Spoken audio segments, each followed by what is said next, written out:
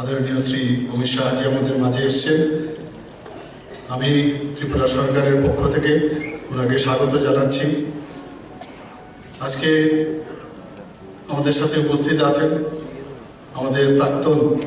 আজকে আমাদের জন্য একটা সুবর্ণ সুযোগ যে আমাদের আদরণীয় গৃহমন্ত্রী শ্রী অমিত শাহজি আমাদেরকে অনেক মার্গদর্শন করবেন।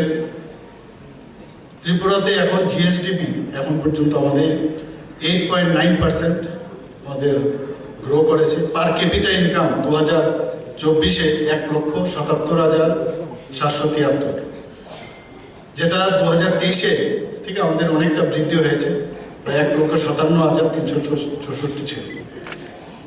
অর্থাৎ যদি 2012-এর সাথে আমরা তুলনা করি, প্রায় দ্বিগুণ আমাদের জিএসডিপি ত্রিপুরাতে বেড়েছে। কিন্তু এখানে বসে থাকলে হবে না, আমাদের এখন কম্পিটিশনের সমস্ত আমাদের নর্থ ইস্টের যে অন্যান্য রাজ্য আছে তাদের সাথে আমরা দেখলাম আমাদের কিন্তু এখন অনেক বেশি আরও পরিশ্রম করতে হবে, এবং বিশেষ করে আমাদের যারা এখানে সমবায়ের সাথে যুক্ত, আমাদের জিএসডিপি এই সমবায়কে সামনে রেখে আমাদের জিএসডিপি এবং পার ক্যাপিটা ইনকাম আমাদের অবশ্যই আমাদের বাড়াতে হবে। সমস্ত নর্থ ইস্টের সমস্ত স্টেটের সাথে আমরা একটা হেলদি কম্পিটিশনের মাধ্যমে সেটা আমরা করব। এবং আজকের এই যে আয়োজন, সেই আয়োজনের মাধ্যমে আমি নিশ্চিত যে আগামী দিনে আমরা কি আমাদের রূপরেখা এবং আমাদের দিশা নির্দেশিকা সেগুলো সম্পর্কে আজকে আলোচনা হবে। তাছাড়া সাধারণ মানুষের মধ্যেও এই আমাদের আদরণীয় গৃহমন্ত্রীজি থাকার ফলে মানুষের মধ্যে আরও বেশি করে আমাদের সুযোগ আসবে, যাতে সচেতনতা যাতে আরও বৃদ্ধি হয়, এবং তাতে করে মানুষ সমবায়ের প্রতি কিন্তু মানুষ আকৃষ্ট হবে, এবং সেটা প্রগতির সাথে একটা একাত্ম যে বৃদ্ধি করা সেটা কিন্তু সম্ভব হবে। আমাদের মাননীয় প্রধানমন্ত্রীজির কারণে আজকে আমাদের 5 ট্রিলিয়ন ইকোনমি অর্থনীতি সমৃদ্ধ হয়েছে। সেটাকে আরও যাতে বেশি করে আমরা করতে পারি, প্রতিটা রাজ্য যদি চেষ্টা করে তবেই সেটা সম্ভব হবে, তবেই আমাদের দেশের যে অর্থনীতি সেই দিকে আমাদের অগ্রসর হয়। আমি মাননীয় প্রধানমন্ত্রীজিকে আমি ধন্যবাদ দেব, এবং মাননীয় গৃহমন্ত্রীজিকে আমি ধন্যবাদ দেব যে স্বাধীনতার পর প্রথমবারের মতো কোনো যে মিনিস্ট্রি নতুন সময়ের মন্ত্র গঠন করা হয়েছে, এবং এতে করে ভারতকে বিকশিত ভারত করার যে চিন্তাভাবনা সেটা অবশ্যই এই যে ডিপার্টমেন্ট তার মাধ্যমে সেটা সম্ভব হবে। এবং আজকে আমরা দেখতে পাচ্ছি আমাদের মাননীয় গৃহমন্ত্রীজি এই সমবায় মন্ত্রকেরও উনি দায়িত্বে আছেন। উনি আসার পরে আমরা একটা ভাইব্রেশন আমরা দেখতে পাচ্ছি সমবায় সাথে যারা যুক্ত তাদের মধ্যে। আমাদের যে বিভিন্ন যেসব পরিকল্পনা এখন আছে আমাদের কেন্দ্রীয় মন্ত্রক থেকে আরম্ভ করে আমাদের ত্রিপুরা সরকারের, যে প্রতিটা জিপি এবং ভিসিতে অন্তত একটি করে প্যাক্স দুগ্ধ এবং মৎস্য সমবায় যাতে সমিতি প্রতিষ্ঠিত করা যায়, সেই দিশায় আমরা কাজ করছি। ত্রিপুরা রাজ্যে আরও 741টি বহুমুখী প্যাক্স করার চিন্তাভাবনা আমাদের আছে। তাছাড়া আগামী 5 বছরের জন্য প্রায় মোট 219টি এই দুগ্ধ মৎস্য সমবায় সমিতি গঠন করার লক্ষ্যমাত্রা আমরা রেখেছি। এতে করে কর্মসংস্থান এবং গ্রামীণ যে অর্থনীতি, আর্থসামাজিক উন্নয়ন সেটা অবশ্যই শক্তিশালী হবে, এবং সেটা হবে। ল্যান্ডস এবং প্যাক্সগুলোকে আমাদের কেন্দ্রীয় মন্ত্রক থেকে আমাদের এর আগেও কয়েকবার এনইসির বৈঠকেও আলোচনা হয়েছে। আমাদের মাননীয় গৃহমন্ত্রীজি বলেছিলেন কম্পিউটার বিষয়ে, এবং প্রায় সমস্ত ল্যান্ডস এবং প্যাক্সগুলোতে আমরা কিন্তু সেই কম্পিউটার এবং তার আনুষঙ্গিক যে বিষয় সেগুলো কিন্তু আমরা ব্যবস্থা করেছি। সব ধরনের সমবায়গুলোকে আমরা জাতীয় সমবায় ডাটাবেসে যাতে আনা যায় সেই কাজটাও কিন্তু আমরা সম্পন্ন করেছি, এবং এতে করে প্রতিটা সমবায়ের যে স্ট্যাটাস, কোথায় কে কী করছে, তাদের অবস্থা, তাদের কোন জায়গায় আছে সেটাও কিন্তু সেখান থেকে ডাটাবেস থেকে আমরা জানতে পারি। ল্যান্ডস এবং প্যাক্সগুলোর পরিষেবা ভালোভাবে যাতে প্রদান করা যায়, এর জন্য সিএসসি অর্থাৎ কমন সার্ভিস সেন্টার যেটা, সেটারও এই সমবায়ের মাধ্যমে লিঙ্ক করা হয়েছে। এলপিজি ডিস্ট্রিবিউশন সেই ব্যবস্থা, নতুন পেট্রোল ও ডিজেল পাম্প খোলার জন্য তাদেরকেও অনুমোদন দেওয়া হয়েছে। আমাদের এখন অবধি আমাদের বিভিন্ন উদ্যোগ কেন্দ্রীয় সরকার নিয়েছে, এই ডিপার্টমেন্ট নিয়েছে। প্যাক্স কর্তৃক নতুন কৃষক যে সংস্থা, সেটা এফপিও, সেটা তৈরি করা। জেনেরিক মেডিসিন, এর মধ্যে আমাদের ত্রিপুরা সরকার, আমরা হেলথ ডিপার্টমেন্ট থেকে আমরা চেষ্টা করছি যাতে প্যাক্স এবং তাদেরকে আমরা দিতে পারি ল্যাম্পসকে। তো জেনেরিক মেডিসিন সরবরাহ করার তাদের পারমিশন আমরা দিচ্ছি। প্রধানমন্ত্রী কৃষক সমৃদ্ধি কেন্দ্র, সেটাকে উন্নত করা। রপ্তানি ক্ষেত্র, প্রত্যায়িত বীজ, জৈব চাষের ক্ষেত্রে নতুন মাল্টি স্টেট কোঅপারেটিভ সোসাইটি গঠন করার চিন্তা ভাবনা করেছে। সমবায় সমিতির জন্য আরেকটা যে বিশেষ, যে সেই সমবায় সমিতিগুলো আরও যাতে সম্পৃক্ত হয়, সমৃদ্ধ হয়, তার জন্য আয়কর ছাড় দেওয়ারও চিন্তা ভাবনা আছে। ত্রিপুরা সমবায় সমিতিগুলোর পরিকাঠামো উন্নয়নের জন্য আমাদের রাজ্য সরকার, আমাদের যিনি আমাদের শুক্লাচরণজি আছেন, আমাদের মাননীয় মন্ত্রী, ওনার মাধ্যমে এবং ওনার টিম প্রচণ্ডভাবে সচেতন এবং ভালোভাবে ওনারা কাজ করছেন। আমি পরিশেষে সমবায়ের মাধ্যমে সরকার যে উদ্যোগ গ্রহণ করেছে তার জন্য সবাইকে, এবং বিশেষ করে আমাদের মাননীয় কেন্দ্রীয় গৃহ ও সমবায় মন্ত্রী শ্রী অমিত শাহজিকে এখানে আসার জন্য, আমাদের সাথে উনি মার্গদর্শন করার জন্য এত সময়, ওনার মানে অমূল্য সময় নষ্ট করে এখানে আসার জন্য ওনাকে অসংখ্য ধন্যবাদ জানিয়ে আমি আমার বক্তব্য এখানে শেষ করছি। সবাইকে নমস্কার। सबसे पहले माँ त्रिपुरा सुंदरी के चरणों में प्रणाम कर कर मेरी बात की मैं शुरुआत करना चाहता हूं। आज मैं त्रिपुरा ब्रू रियांग बसाहतियों का जो नया बसाहत हुआ है उसका निरीक्षण करने के लिए गया और वहां पर लगभग 400 परिवारों को बहुत सुख चैन और अच्छी सुविधाओं के साथ रहते हुए देखकर मन को साच अर्थ में बड़ी शांति और आनंद की अनुभूति हुई।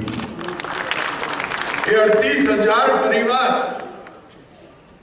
25 साल से पशु से भी बदतर जीवन जी रहे थे। यहां पर एक ऐसी सरकार थी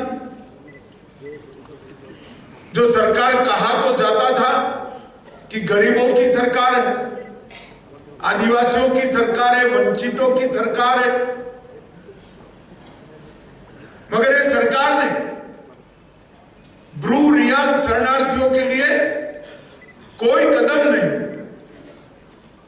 2018 में यहां पर भारतीय जनता पार्टी की सरकार बनी, 19 में फिर से मोदी जी प्रधानमंत्री बने और 2020 में ये 38,000 परिवारों का पूरा रहने का व्यवस्था भारतीय जनता पार्टी की सरकार ने। उनके कैंप, पीने के पानी, बीच के रास्ते, टीन के अच्छे पक्के मकान, हर कैंप के अंदर एक स्कूल, हर कैंप के अंदर हेल्थ की सुविधाएं, हर घर के अंदर गैस का सिलेंडर, शौचालय, हर शरणार्थी बसाहती को 5 किलो अनाज प्रति व्यक्ति मिलता है, 5 लाख तक की स्वास्थ्य की सुविधाएं दी है और हर घर में बिजली का कनेक्शन। और आज ही उनकी आगे की पढ़ाई के लिए माध्यमिक शिक्षा की भी व्यवस्था हुई। इतने लंबे समय से ये सारे शरणार्थी एक प्रकार से पशु से भी बदतर जीवन जी रहे थे, जबकि इनका कोई दोष नहीं था। वो भी भारत के नागरिक है, उनका अधिकार था अच्छे जीवन। मगर यहां जब तक लाल भाइयों का सरकार रहा, उनको उनका अधिकार नहीं मिला।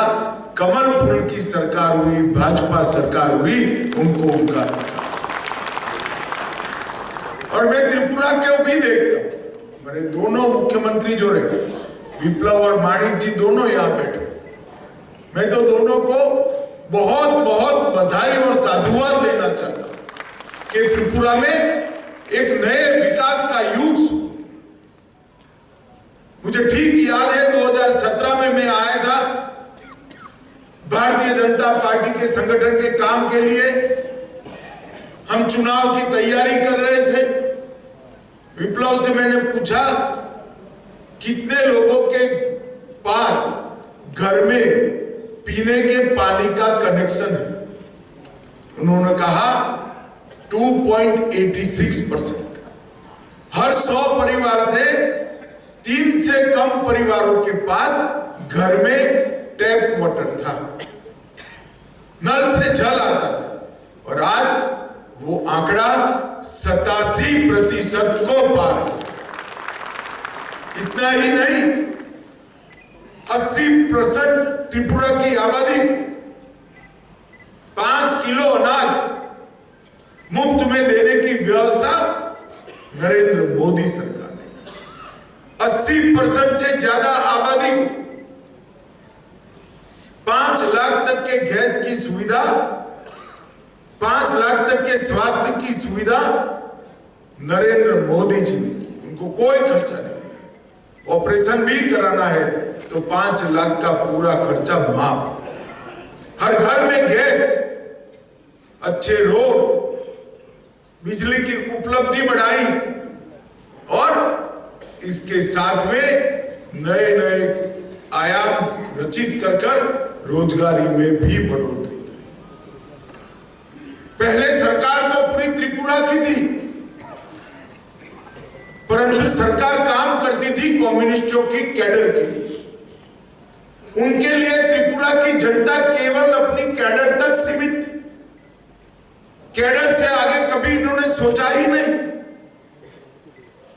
और कैडर के जकड़ में ऐसे त्रिपुरा को 25-30 साल तक, 35 साल तक जकड़ कर रखा कि अपना त्रिपुरा एक पिछड़ा हुआ राज्य बन गया। ऑर्गेनिक खेती हमारी भूमि को भी संवर्धित करती है, संरक्षित करती है, पृथ्वी का वातावरण भी अच्छा रखती है।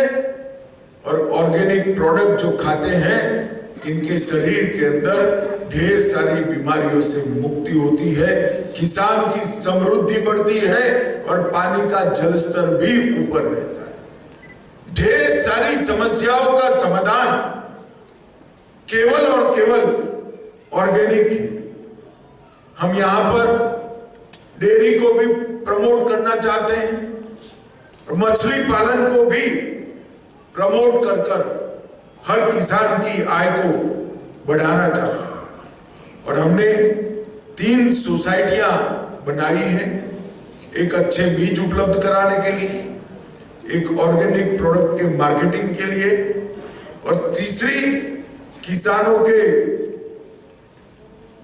उपज को विश्व के बाजार में पहुंचाने के लिए।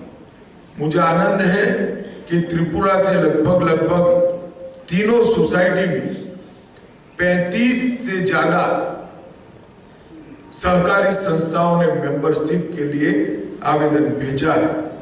इसके माध्यम से त्रिपुरा के किसान ये राष्ट्रीय कोऑपरेटिव के साथ जुड़े हुए।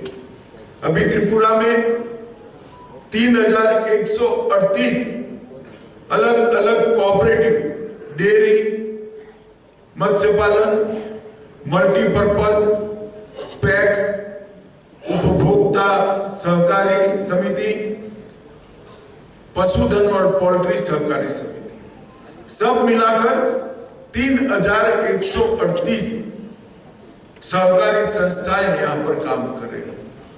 कम्युनिस्ट भाइयों का शासन था, उन्होंने कोऑपरेटिव तो बनाए, परंतु कोऑपरेटिव को अपनी कैडर की भर्ती का साधन समझकर सारे कोऑपरेटिव को लॉस में डालने का काम किया।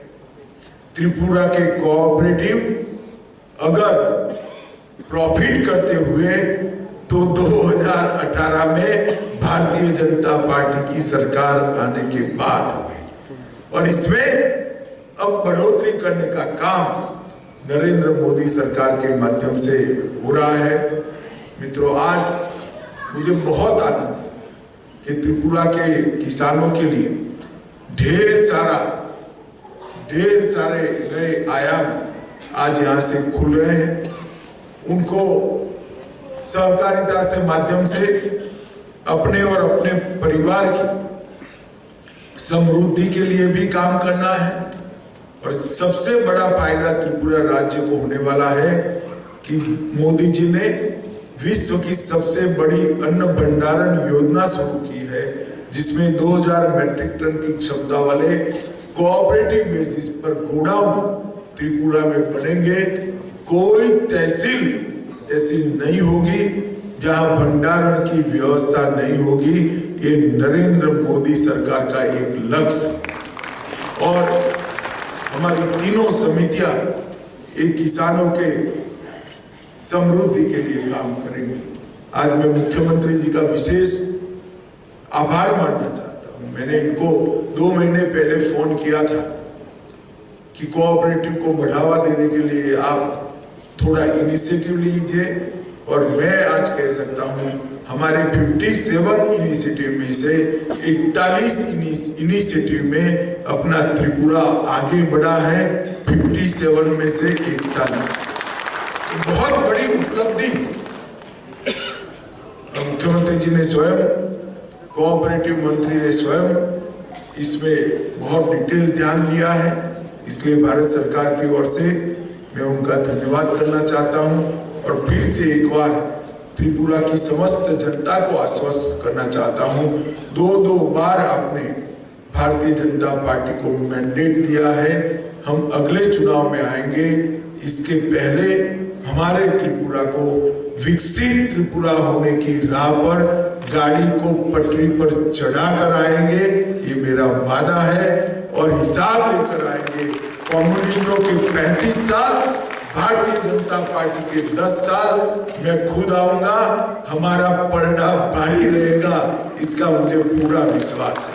भाई बहनों, आज पूरे त्रिपुरा भर से इनकम थी, आज 1,77,000 पर कैपिटा इनकम। और मैं आज यहां से कम्युनिस्टों को बताने आया, बंगाल से ज्यादा पर कैपिटा इनकम हमारे त्रिपुरा के नागरिकों का हो गया। इसको कहते हैं सुशासन। और अब हर किसान, हर गरीब, हर मछली पालन करने वाला अपना गरीब त्रिपुरावासी, इस सब के कल्याण के लिए हम यहां पर सहकारिता की भी शुरुआत कर रहे हैं। मोदी जी ने केंद्र के अंदर सहकारिता मंत्रालय की स्थापना की।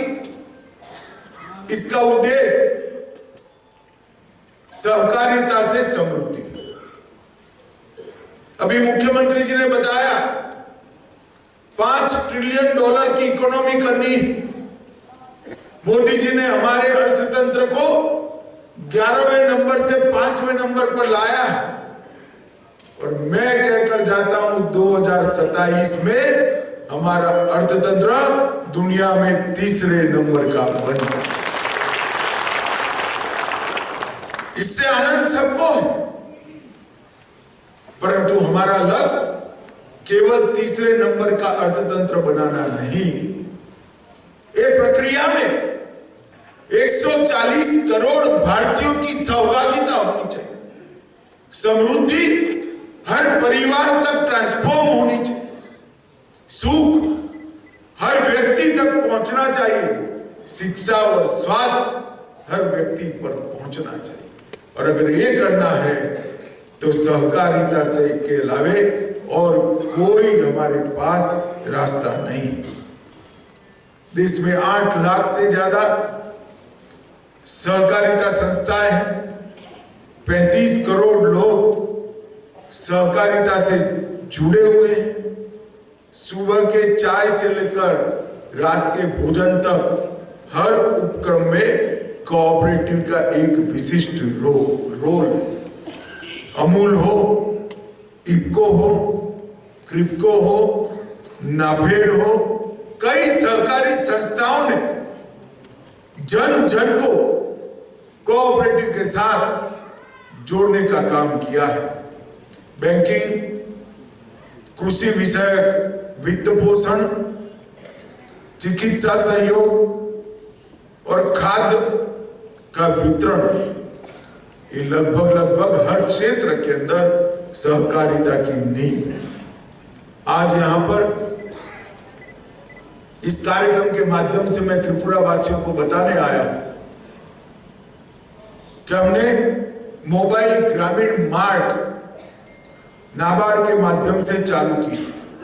5 जिलों में ये मोबाइल ग्रामीण मार्ट लगभग कई लोगों को नाबार्ड के माध्यम से दलहन, चावल, गेहूं का आटा भारत ब्रांड के साथ सस्ते दर में उपलब्ध कराने का प्रयास करेगा। त्रिपुरा राज्य सहकारी बैंक की 50 प्राथमिक सहकारी समितियों को माइक्रो एटीएम उपलब्ध कराया है। उनका रुपे कार्ड उनको वहां से तुरंत ही पैसे उपलब्ध कराएगा। आज त्रिपुरा में कोऑपरेटिव पेट्रोल पंप का भी उद्घाटन हुआ है। धलाई जिले में हड़ुकालू में एक उपभोक्ता स्टोर का भी उद्घाटन हुआ है और दलदली लैब्स में आज उर्वरक के काउंटर का भी उद्घाटन हुआ है।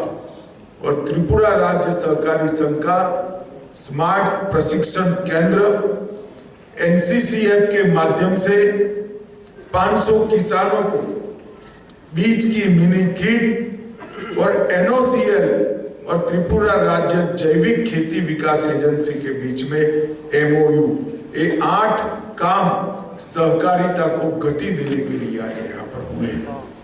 मैं इसमें त्रिपुरा के सारे किसानों को कहने आया कि त्रिपुरा परंपरागत रूप से 70% से ज्यादा ऑर्गेनिक प्रोडक्ट बनाने वाला राज्य है। 70% से ज्यादा त्रिपुरा के किसान अपने खेत को ऑर्गेनिक रखे, मगर उनका सर्टिफिकेशन नहीं। आप लोग किसी कोऑपरेटिव के माध्यम से नेशनल ऑर्गेनिक कोऑपरेटिव लिमिटेड के साथ जुड़िए और जुड़कर आपकी भूमि और आपकी पैदाशों का ऑर्गेनिक का सर्टिफिकेशन कराइए। मैं आपको कहता हूं 2-3 साल के अंदर ही एनसीओएल आपको आपकी प्रोडक्ट के कम से कम 30% दाम ज्यादा दिलाएगा। इसमें आपको कोई शंका नहीं।